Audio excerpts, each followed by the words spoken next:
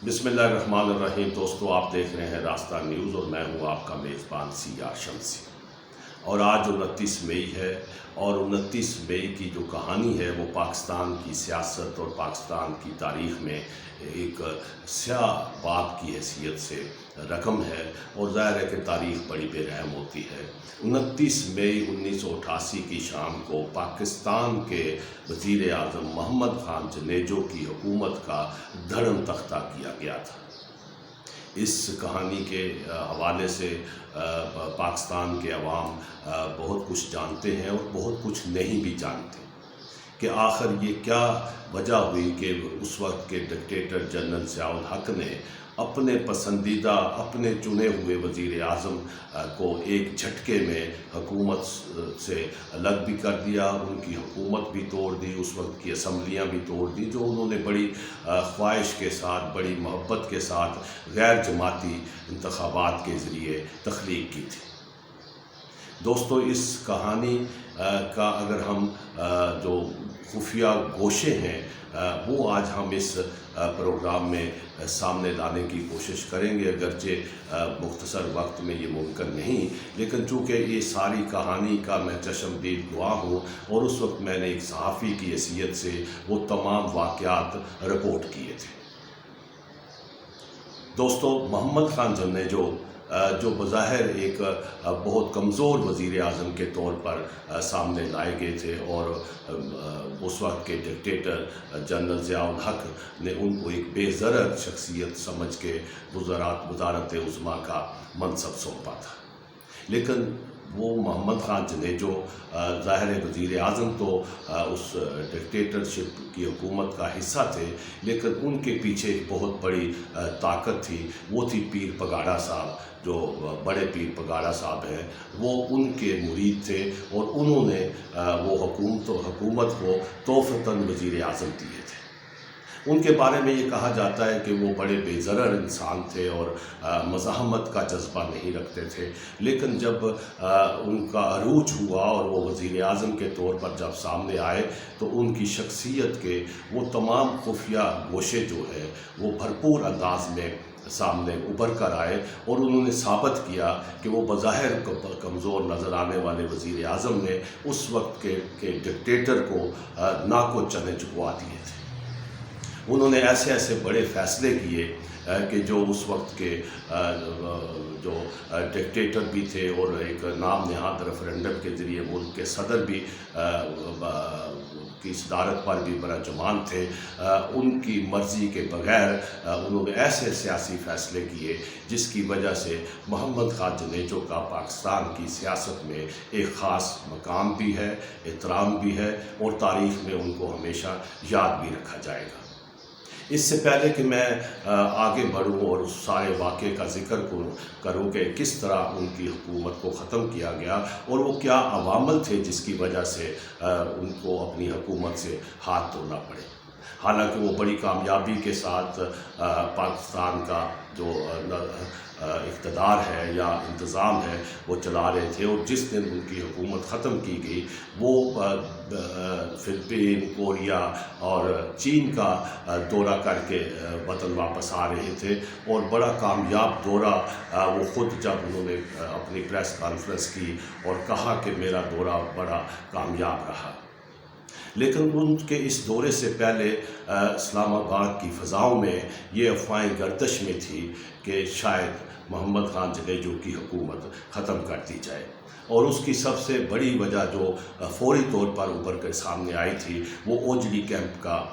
धमाका था, पुरस्रार धमाका था जिसने इस्लामाबाद और पिंडी में एक तबाही मचा दी थी और 200 से ज़्यादा लोग जो है उसमें अपनी जान हार गए थे, सैकड़ों ज़ख्मी हुए, सैकड़ों और कई उसमें एक गुमशुदा हो गए, आज तक जिनका पता नहीं चला और बड़ी बड़ी इमारतें खंडर बन गई थी। और उस धमाके की तहकीकात के लिए मोहम्मद ख़ान जनेजो वज़ीर आज़म ने एक आला सतही तहकीकाती कमेटी तश्कील दी थी जिसके सरबराह उस वक्त के वज़ीर दाखिला اسلم خٹک تھے، جو بڑے خود ایک بہت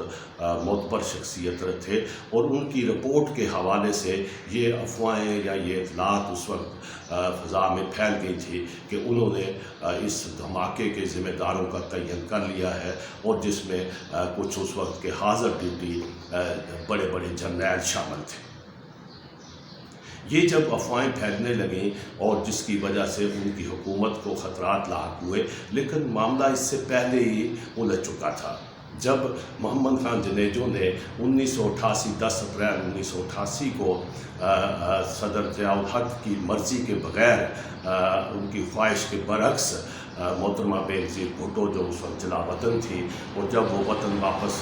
آئی 10 اپریل 1988 کو، تو ان کو لاہور میں اترنے کی اجازت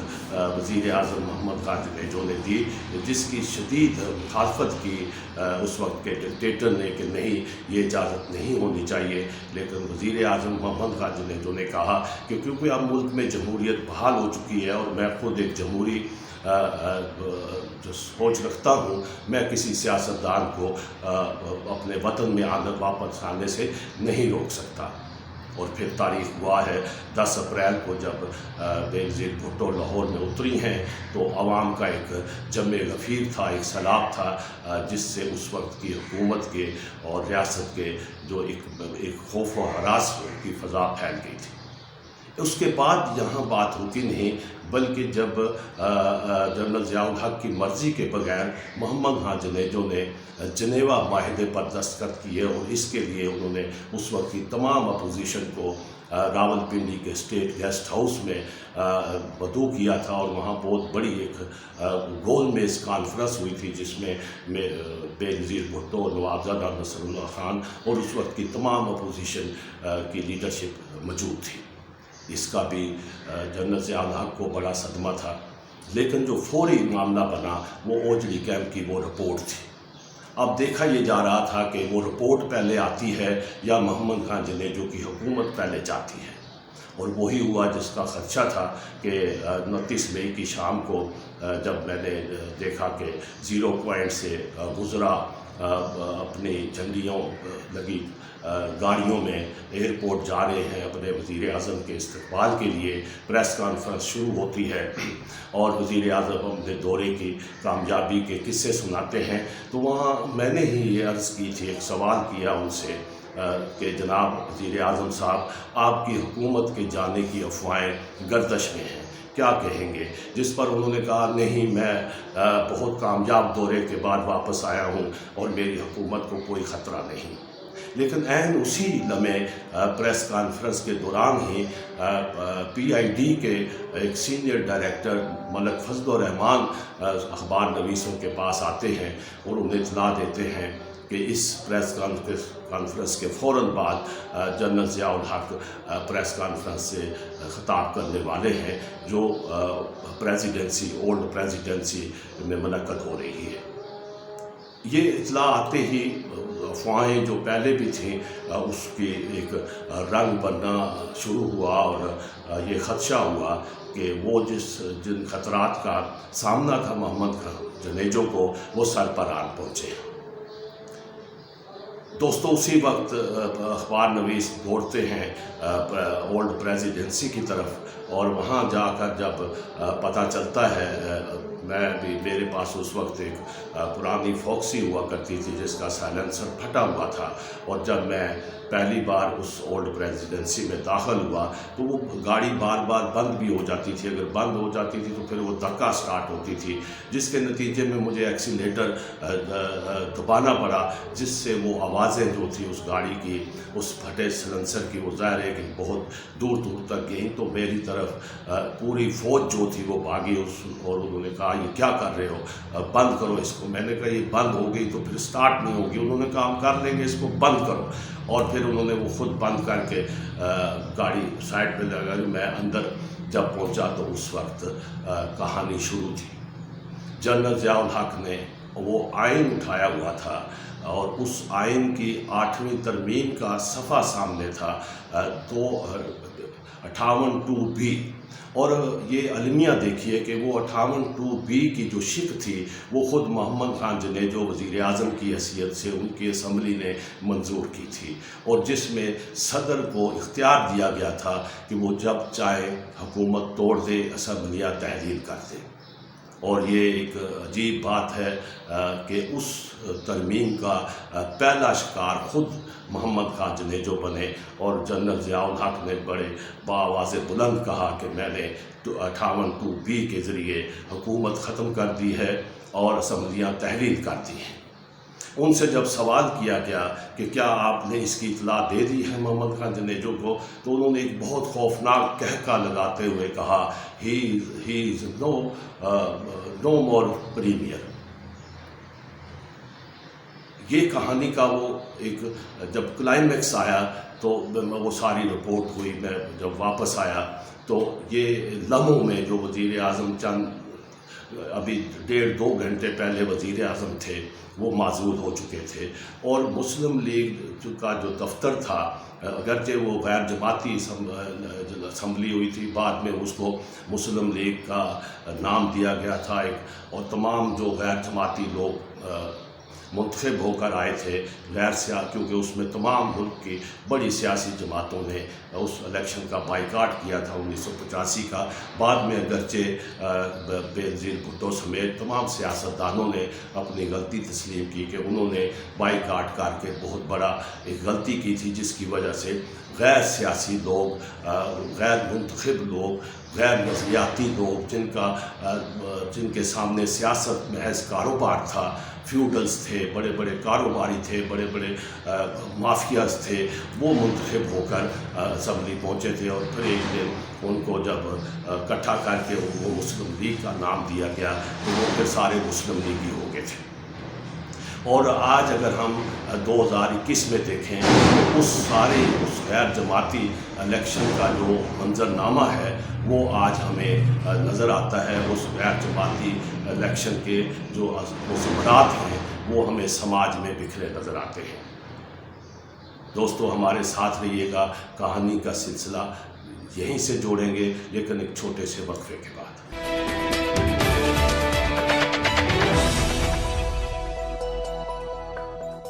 ویلکم بیک ناظرین۔ بات یہاں میں نے ختم کی تھی کہ ایک المیہ تو ہو چکا تھا، وزیر اعظم محمد خان جنیجو وہ معزول ہو چکے تھے، حکومت ختم ہو چکی تھی، لیکن جب رات کو میں واپس پہنچا ہوں امبیسی روڈ پہ مسلم لیگ کے دفتر میں، جو مسلم لیگ جنیجو کے نام سے اس وقت جانی جاتی تھی، گلی نمبر 86 میں اس کا دفتر تھا، تو ایک اندھیرا پھیلا ہوا تھا وہاں، اور چند گاڑیاں بھی کھڑی تھیں، لیکن اس دفتر کے 1-2 لائٹیں جل رہی تھی، لیکن باقی گلی ویران تھی۔ جب میں وہاں اپنی گاڑی سے اتر کر پیدل آگے گیا تو مجھے اس وقت ایک سایہ سا کھڑا نظر آیا، اور جب میں نے قریب جا کر دیکھا تو وہ سایہ محمد خان جنیجو کا تھا۔ میں حیران ہوا کہ چند لمحے پہلے وزیر اعظم جو تھے وہ ایک دوسرے ہی لمحے فٹ پاتھ پر بے یار و مددگار کھڑے تھے۔ میں نے کہا سائیں اب کیا ہوا ہے؟ انہوں نے کہا اب کیا ہونا ہے، حکومت تو ختم ہو گئی ہے، اب میری پارٹی اور میرے دفتر پر قبضہ کرنے کی کوشش ہو رہی ہے، اور میں اقبال احمد خان کا انتظار کر رہا ہوں۔ جو اقبال احمد خان ان کے واحد ساتھی تھے جو آخر تک ان کے ساتھ رہے، جو ان کے وزیر قانون تھے۔ اور اس وقت کی اس کہانی کو میں آگے اگر بڑھاؤں تو وہ تو ختم ہو گئی، لیکن اس کے جو اثرات ہیں اس واقعے کے، اور محمد خان جنیجو کی جو کیبنٹ تھی اس کے کئی کردار آج کی سیاست میں ہمیں بھرپور انداز میں نظر آتے ہیں۔ جو سابق وزیر اعظم میاں محمد نواز شریف تھے، جو اس وقت پنجاب کے وزیر اعلیٰ تھے، حکومت توڑنے کے بعد وہ محمد خان جنیجو کو چھوڑ گئے تھے، اور ان کی تمام جو کم و بیش بڑی کیبنٹ تھی، جو بڑے بڑے نام تھے، یاسین بھٹو صاحب تھے، میر ظفر اللہ جمالی تھے، سید یوسف رضا گیلانی، یہ بھی ان کے وزیر تھے جو بعد میں وزیر اعظم بنے۔ اور یہ بھی ایک بڑا تاریخ کا ایک خاص پہلو ہے کہ ان کی کیبنٹ کے کئی لوگ بعد میں وزارت عظمیٰ پر فائز ہوئے۔ میاں نواز شریف وزیر اعظم بنے، میر ظفر اللہ خان جمالی وہ بھی وزیر اعظم بنے، بڑھے. اسی طرح یوسف رضا گیلانی وہ بھی وزارت عظمیٰ کے منصب پر فائز ہوئے. شاہد خاقان عباسی کے جو والد تھے، خاقان عباسی بڑے اس وقت سینئر وزیر تھے ان کی کیبنٹ کے، وہ اجڑی کیمپ میں ان کی جان چلی گئی تھی. ان کے بیٹے شاہد خاقان عباسی بعد میں وزارت عظمیٰ کے منصب پر فائز ہوئے اور آج بھی وہ سیاست میں بڑے سرگرم نظر آتے ہیں. یوسف رضا گیلانی پیپلز پارٹی کے اپوزیشن لیڈر ہیں سینٹ میں. میر ظفر اللہ خان جمالی وفات پا چکے ہیں. اور اس کیبنٹ کے شیخ رشید صاحب جو اس وقت غیر جماعتی الیکشن کے ذریعے منتخب ہوئے تھے، اور اس وقت وہ الیکشن جو انہوں نے جیتا تھا وہ اس وقت کی حکومت کے خلاف اپنے ایک مطالبے کو لے کر نکلے تھے اور کامیاب ہوئے تھے پنڈی سے. لیکن کامیاب ہوتے ہی وہ بھی اسی رنگ میں ڈھل گئے اور محمد خان جنیجو کی کیبنٹ میں وہ شامل ہوئے تھے. دوستو، اس ساری کہانی کا جو مقصد ہے آج بیان کرنے کا کہ وہ جو واقعہ اور اس وقت ظاہر ہے کہ 88 میں یہ حکومت ختم ہوئی جنیجو کی، جو جنرل ضیاء الحق نے خود تشکیل دی تھی. اس سے پہلے وہ ایک منتخب حکومت کا دھڑن تختہ کر چکے تھے 5 جولائی 1977 کو، اور پہلے منتخب وزیر اعظم جناب ذوالفقار علی بھٹو کو پھانسی دے چکے تھے. اس کے بعد یہ ان کا دوسرا شکار تھا محمد خان جنیجو، اور اس کے بعد پھر ایک سلسلہ شروع ہو گیا اور 8ویں ترمیم کو پھر پوری 90 کی دہائی میں استعمال کیا جاتا رہا. بے رحمی کے ساتھ الیکشن ہوتے رہے، حکومتیں بنتی رہیں، اور پھر اس 8ویں ترمیم کی تلوار کے ذریعے وہ حکومتیں ختم ہوتی رہیں. اور اسی دوران آپ دیکھیے کہ مئی میں جنیجو کی حکومت ختم ہوئی، اور 17 اگست 1988 کو ہی ایک فضائی حادثے میں، ایک پرسرار فضائی حادثے میں جنرل ضیاء الحق جاں بحق ہو گئے، اور ان کے ساتھ اس وقت کے کئی جرنیل اور امریکہ کے سفیر مسٹر رافیل جو تھے وہ بھی اس ہیلی کاپٹر میں سوار تھے، جن کا آج تک کوئی پتہ نہیں چل سکا. کہانی یہاں رکی نہیں. 8ویں ترمیم کی تلوار اس وقت کے صدر غلام اسحاق خان کے پاس آ گئی، اور جنہوں نے 90 میں جب 88 کے الیکشن ہوئے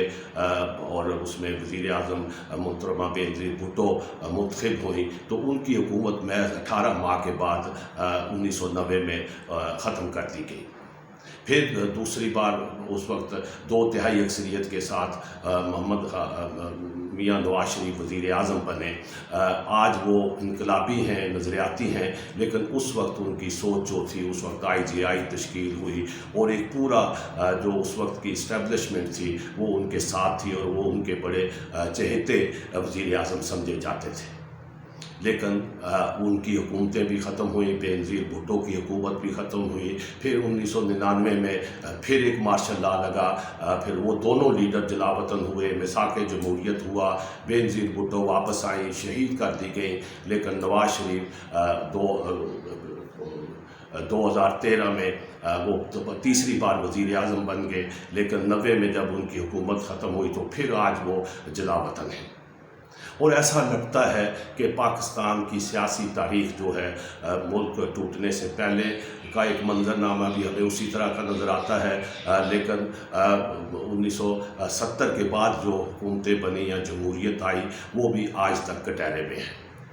دوستو، آج 29 مئی پھر ہے، اور ملک کی سیاسی صورتحال کے رنگ جو ہیں وہ بالکل اسی طرح ہیں. بظاہر ایک جمہوری حکومت ہے جس کو اپوزیشن سلیکٹڈ قرار دیتی ہے، وہ 3 سال حکومت کر چکی ہے. لیکن نظر آتا ہے کہ جو ڈرائیونگ سیٹ ہے جمہوریت کی یا منتخب حکومت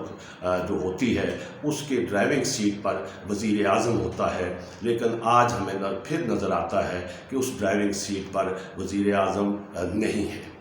حکومت کے معاملات کہیں اور سے چلائے جا رہے ہیں، اور جمہوریت اور آئین اور اس وقت بھی ادارے جو ہیں سپریم شارع دستور پر سے لے کر تمام ادارے ہمیں ایک دوسرے کے خلاف نظر آتے ہیں. اور عوام آج بھی دکھوں میں، مسائل کے علاوہ میں جل رہی ہے، مضطرب ہے، انتظار میں ہے کہ ان کے مسائل کب ختم ہوں گے. لیکن آج چونکہ 29 مئی ہے یہ کہانی دہرانا اس لیے ضروری تھا کہ جو لوگ پاکستان کے عوام ہیں وہ سوچیں دیکھیں کہ آخر یہ جمہوریت، یہ سیاست جس کی وجہ سے یہ ملک تخلیق ہوا تھا اور جن لوگوں کے لیے تخلیق ہوا تھا ان کے حصے میں کیا آیا۔ محمد خان جنہیں جو چلے گئے سندری کے سے تعلق تھا ان کا، لیکن ایک معتبر سیاستدان کی حیثیت سے انہوں نے اپنا کردار ادا کیا جو تاریخ میں ہمیشہ یاد رکھا جائے گا۔ لیکن اس واقعے کے جو تاریک سائے ہیں، جو بھیانک سائے ہیں، وہ آج بھی جمہوریت کے تعاقب میں ہیں۔ دیکھنا یہ ہے کہ آج کے سیاستدان ماضی سے کب سبق سیکھتے ہیں یا اسی گردار میں پھنسے رہتے ہیں۔ دوستو، آج اتنا ہی۔ اگر آپ کو یہ پروگرام پسند آئے تو اس ہمارے چینل کو سبسکرائب بھی کیجئے، لائک بھی کیجئے اور اپنی رائے سے ہمیں ضرور نوازیے۔ آپ کا بہت بہت شکریہ۔